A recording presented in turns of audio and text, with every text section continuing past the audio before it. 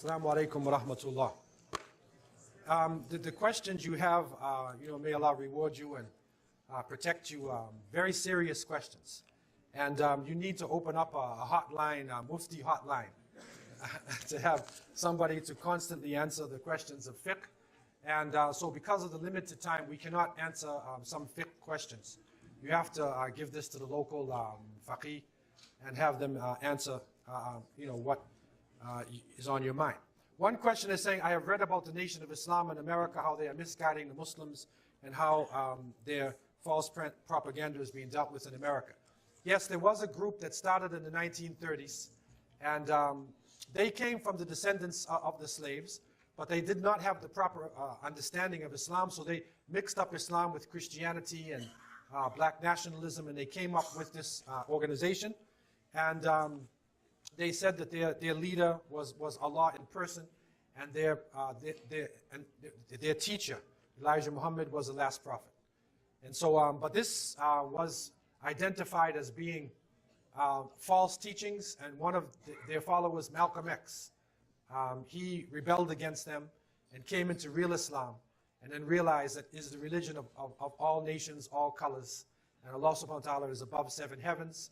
And so their leader has passed away, and their numbers are now getting very small. Even their recent leader, Minister Louis Farrakhan, is not well, and the group is going down. And they are basically coming into the mainstream of Islam. So this is something of the past, and it is no longer having a big impact in America. It says, is there any information about the Algerian assistance to the Muslim slaves of West Africa along the coast of Algeria? There was resistance. We know that from Andalusia, the people did go into North Africa, Morocco, Algeria, Tunis, all the way around Egypt, and even in Turkey itself, there were quarters where the Andalusians lived. And there were also people they called pirates, Khairuddin, Barbarossa, and people who resisted, along the coastlines. And so these were the pirates who were resisting the major ships. This is before the Somali pirates today, who are on the coast. It may not be the same intention as the Somali pirates, but it's something that comes out of oppression.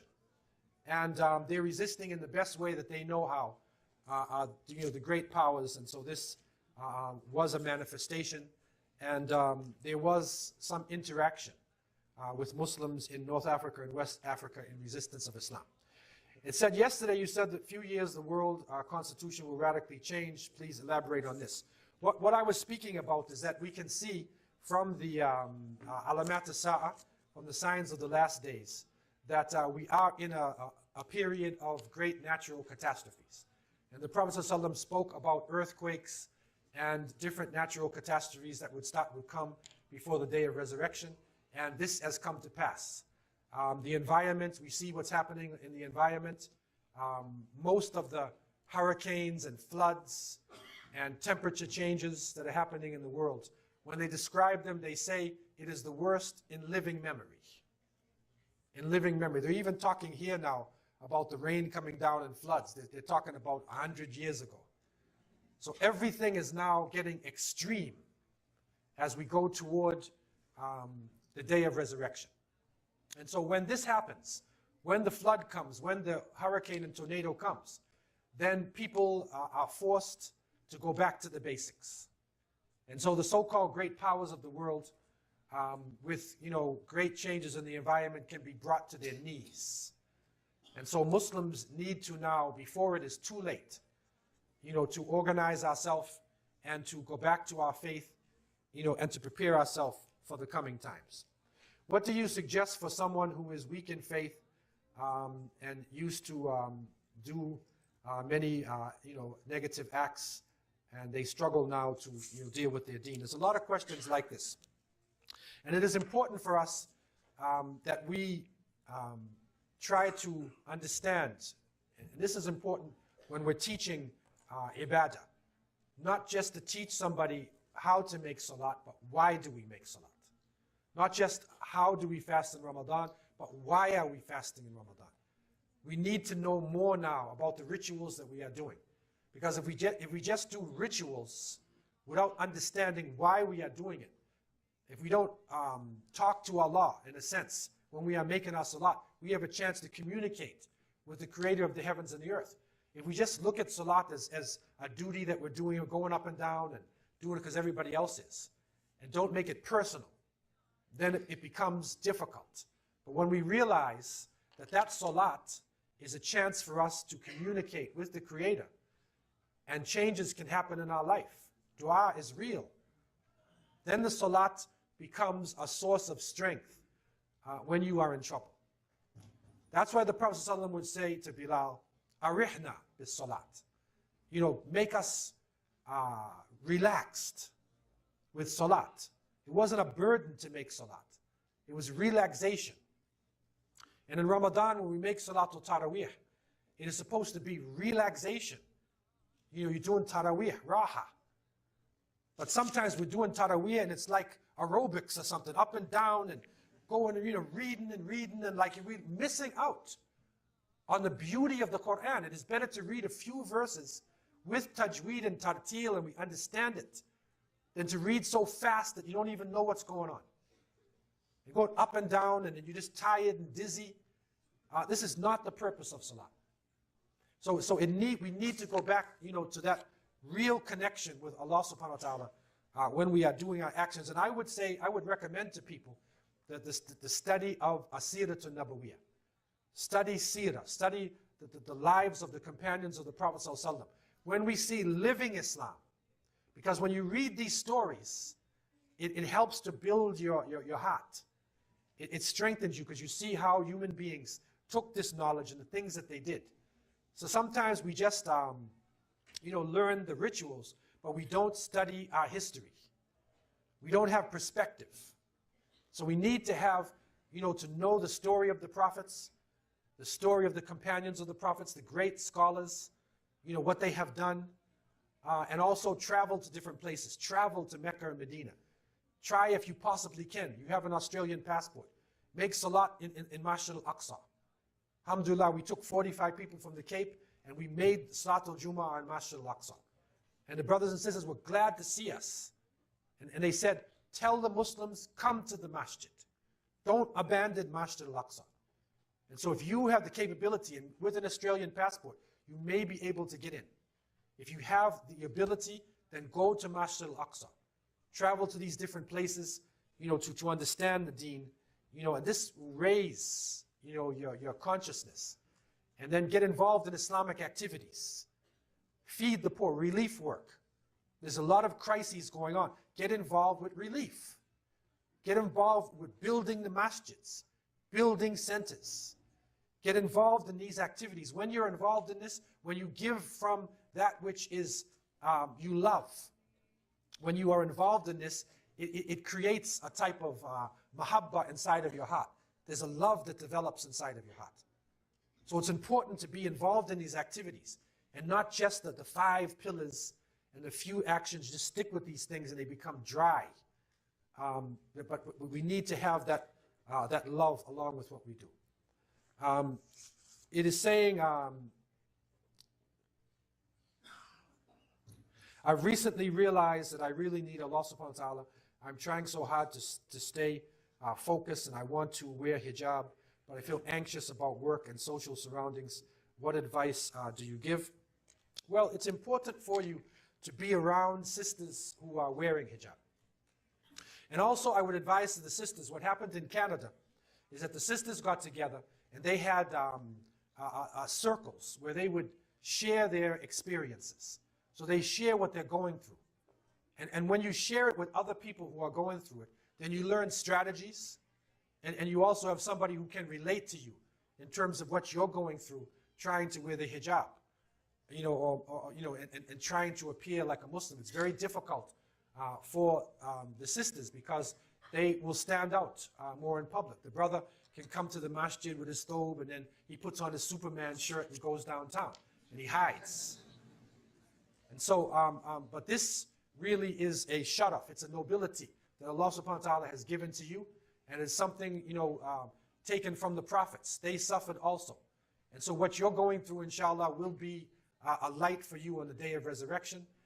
Inshallah, it will be forgiveness. Anytime somebody's looking at you in a mean way or saying something, then inshallah this is a source of blessings for you, and inshallah a source of the forgiveness of your sins. But you need to talk with each other. You need to discuss it and learn strategies, because there's strategies in doing this. And if the sister has good intentions, try slowly but surely. Try your best as you can. You may not be 100%, but you try the best that you can until you can raise your standard, to the best standard according to the Sunnah. Please say something to the parents who make it hard for us to get married. Well, this is a very important issue now, and for a long time we have taken Islam from our cultures. And our cultures tell us that you must marry a man who looks a certain way. And some people say you can't marry the man until he becomes doctor. He's a doctor. Or he has a certain amount of money. Or he's got a car and he's got all these different things. And so what happens in some Muslim countries is the men do not get married until they're 30, 35 years old. And something like women don't get married till later. And in the past, maybe that was okay because the societies were controlled. You weren't seeing nakedness in front of you. You weren't under temptation. It has changed today. Adultery and fornication has become the order of the day. And some people will look to you like you're strange if you're not committing adultery and fornication. And so therefore, we have to go back to our sources. We have to not be ashamed of our religion. And you'll see in the time of the Prophet ﷺ, they would get married when they're young. And there's nothing wrong with that. Because in our lifestyle, we don't have teenagers. Here you have children, and then teenagers, and then adults. And a teenager is somebody who's lost in between childhood and adulthood. He's not an adult yet, but he's not a child. He wants the food like an adult. He wants the privileges, but he doesn't want to take responsibility. Okay, but in our culture, even a young person is taught responsibility from when he's young. And when she reaches puberty, she's taught how to be a woman and not have to wait 8 years before she's taught how to be a woman. And so there's nothing wrong with our young people getting married. We need to support them. Maybe it means that we have to help them for 2 or 3 years. But it's better that they did that than they fall into boyfriend, girlfriend, and fall into fornication and adultery, and HIV, AIDS, and drugs, and all the other things that come when you're living this world. And so, in order to bring them out of this, we have to think out of the cultural box that only a person who looks a certain way, only a certain tribe, only a certain group. This tribalism is killing us. We have to come out of tribalism and nationalism and judge people not on their color or their tribe, but on their taqwa. There's nothing wrong with marrying somebody in your family. Nothing wrong with that. That's permissible.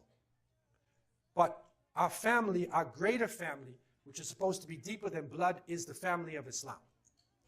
And so it's not till we reach that point that we will really get the taste of what, the love of Islam really is. So what is the best way of stopping watching TV or minimizing this? This is something that we need to provide alternatives. And the projects that you have here now with the youth center coming up, these are alternatives. You cannot just say no to the young people.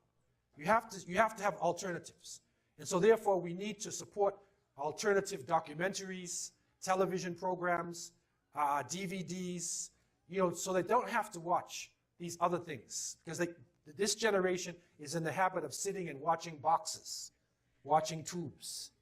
Right? If they don't get it here, they'll get it on their cell phone. So this is a whole new generation. So we have to provide alternatives for them. Get them busy. And this is where sports and hiking, athletics, fishing and swimming, we come to Muslim countries. I don't know about here. But in Jamaica, we lived in Jamaica, we had some of the most beautiful beaches in the world. And we would get all the Muslims together and say, how many of you know how to swim? And it's only about 1 in 10. I don't want to embarrass you, but, how many of you actually know how to swim? Right? You want to raise your hands? Okay, how many can swim here? Okay, mashallah, that's not bad. That's not bad, but it's only about 50% maybe. So 50% of us living here, in the beautiful Australia with the, coastlines and beaches and everything, and we can't swim. How many of you have ever caught a fish? I don't mean catch it in the supermarket, right? But how many of you put on your bait and threw it out and caught a fish? Raise your hand. MashaAllah, that's not bad. That's not bad. And so these are the things that we have to learn. We have to go fishing, we have to go swimming, we have to go hiking, right? We have to learn martial arts, we have to learn survival, right? If the brothers want to get, their ego, they have rites of passage, they're teenagers, and they want to express themselves, instead of gang banging and fighting each other, take him on, put a raft on his back and go in the bush, right? Go in dingo country, right? And then see if he's a man when the dingoes are there. Okay, it is better he fights the dingoes than he fights the other gangs downtown in the streets.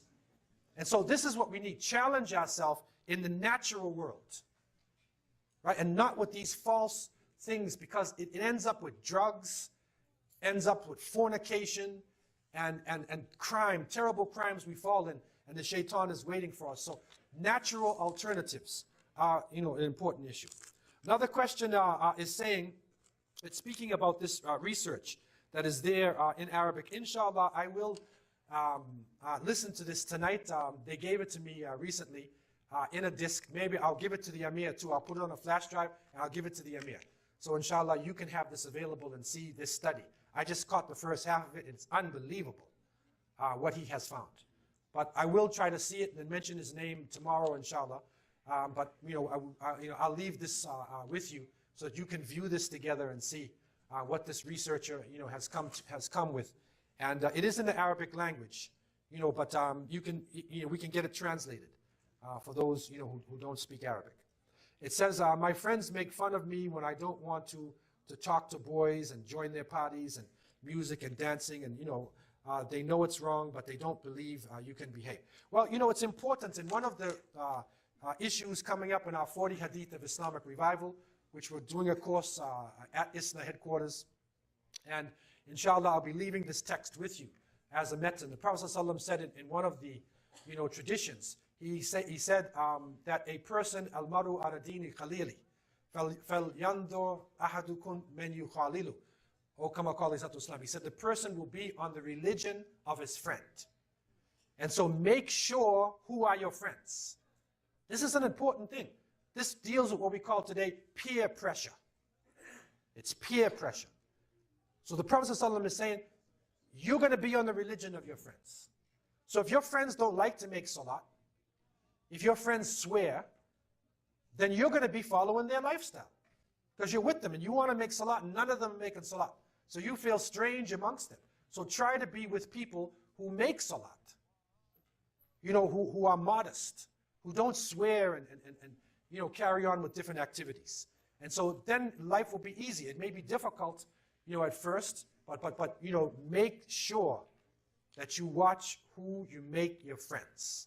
This is the advice from the Prophet ﷺ. It says the companions of the Prophet ﷺ had direct access to the Prophet and hence became the best generation. Is it possible that we can reach their level? If not, is it fair that the previous generations are able to reach a state of piety that is unattainable? Well, this is the best generation that ever existed. But there are many traditions saying that near the end of time there would be other people who would come along, and they would love the Prophet ﷺ. They would be greatly blessed as well. And so, we are in this time, and the fact we have never seen the Prophet ﷺ, many of us never originally spoke Arabic. And so there is a great blessing from Allah subhanahu wa ta'ala for us. But you cannot expect to reach the level of the Sahaba radiallahu anhum, because they were in a special time period. And that is, chosen by Allah subhanahu wa ta'ala to set the example for other people until the day of resurrection. So I leave you with these thoughts, and I ask Allah to have mercy on me and you.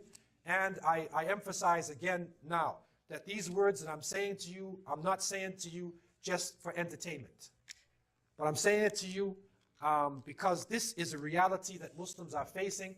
Our families are suffering. Our children are suffering.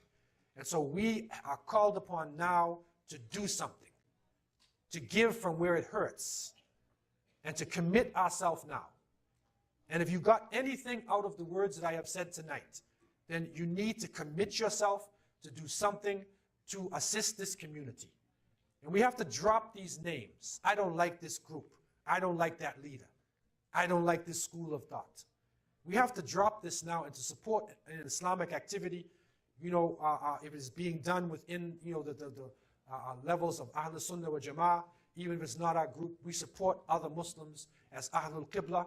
And inshallah, our Jamaat here has promised to open up the doors, for all Muslims to come inside, this facility, and for children to benefit in this. So I leave you in the capable hands of the Jama'ah, and I pray that Allah Azza wa Jal would forgive me for any mistakes that I have made, and would give you the best blessings in this life and the hereafter. Wassalamu alaikum wa rahmatullah.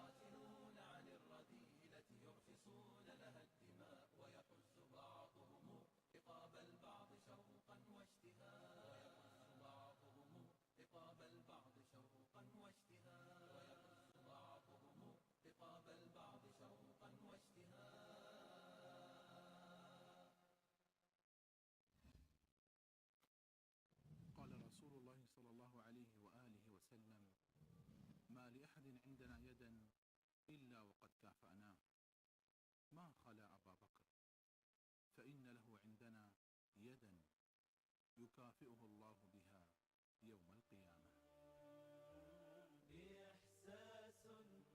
إحساس مثل السحر يعجز عنه قصيد الشعر، يتملكني ساعة ذكري اسم الصديق أبي بكر.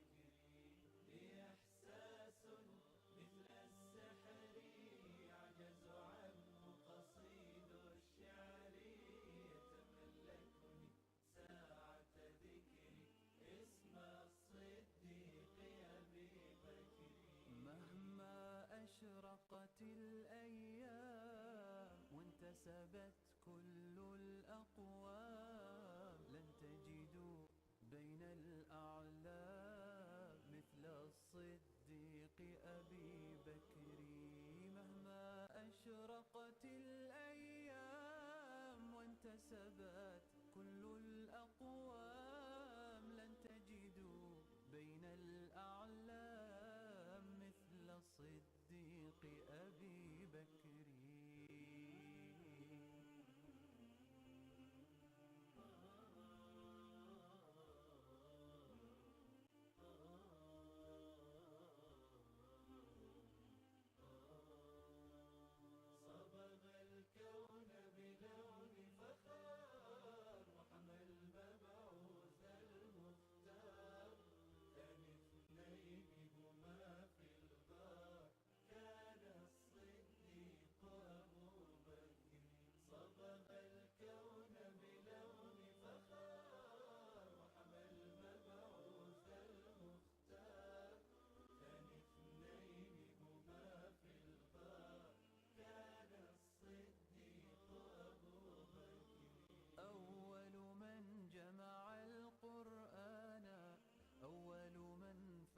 البلدان، أول من صدق وأعانا هذا الصديق أبو بكر، أول من جمع القرآن، أول من فتح البلدان، أول من صدق وأعانا هذا الصديق أبو بكر.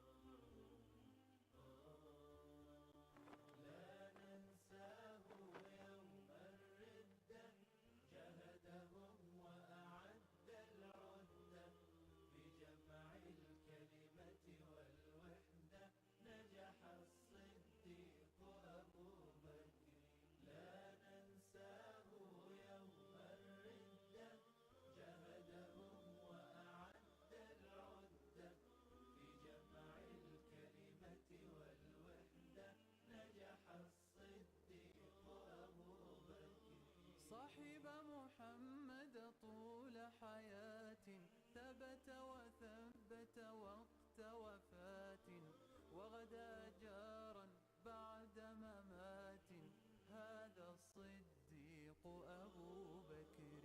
صاحب محمد طول حياة ثبت وثبت وقت وفاة، وغدا جارا بعد ممات هذا الصديق أبو بكر.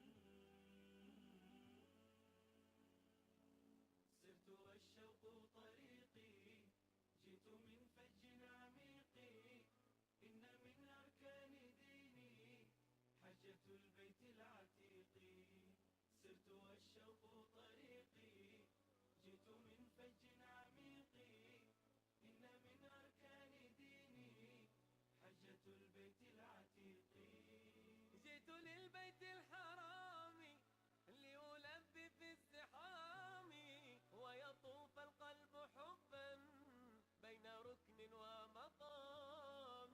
جئت مشتاقا ألبي قاصدا إياك ربي، أنت غفار وإني أرتجي غفران ذنبي. قد تركت الأهل خلفي جزت بحرا وفلا، لا يساوي الكون عندي وقفة في عرفات. جئتها حبا وفرضا أطهر البلدان أرضا، فعسى الرحمن عني فجر يوم النحر يرضى. جئتها حبا وفرضا أطهر البلدان أرضا، فعسى الرحمن عني فجر يوم النحر يرضى.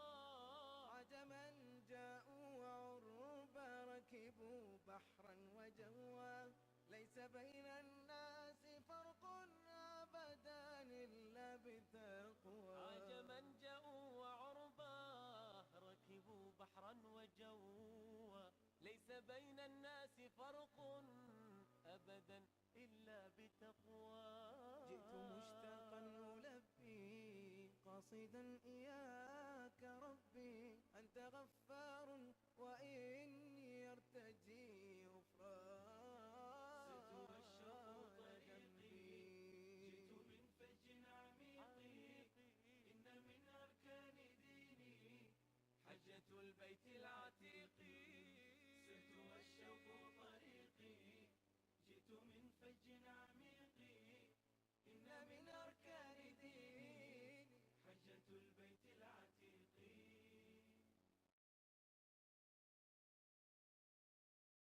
واثق العزم وبيت فرحة كبرى بقلب واثق العزم. Thank you for watching. Please subscribe and press the bell icon below. Have a nice day.